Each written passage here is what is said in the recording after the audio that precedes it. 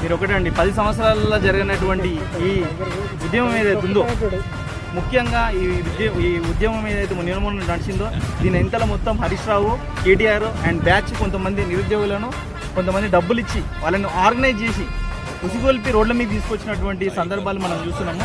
So కాబట్టి ఎవరు కానీ నిరుద్యోగులు కానీ కొన్ని సందర్భాలలో మీరు ఎవరి మద్దతు అవసరం లేదు, మా బాధ మేము చూసుకుంటాము, మా బాధ మేము ప్రభుత్వంతో మాట్లాడుకుంటామని చెప్పి బీఆర్ఎస్ వాళ్ళను తన్ని ధర్మేశారు ఏ నుంచి, అశోక్ నగర్ నుంచి. సో కాబట్టి ముందు గిట్ట నిరుద్యోగులు వాళ్ళ ఉచ్చిలో వాడొద్దు.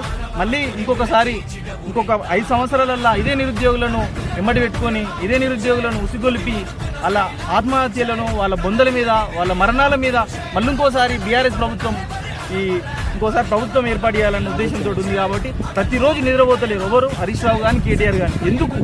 ఎందుకంటే వాళ్ళ కంట్లో నిద్ర పడతలేదు, వాళ్ళ ప్రభుత్వం లేదు కాబట్టి.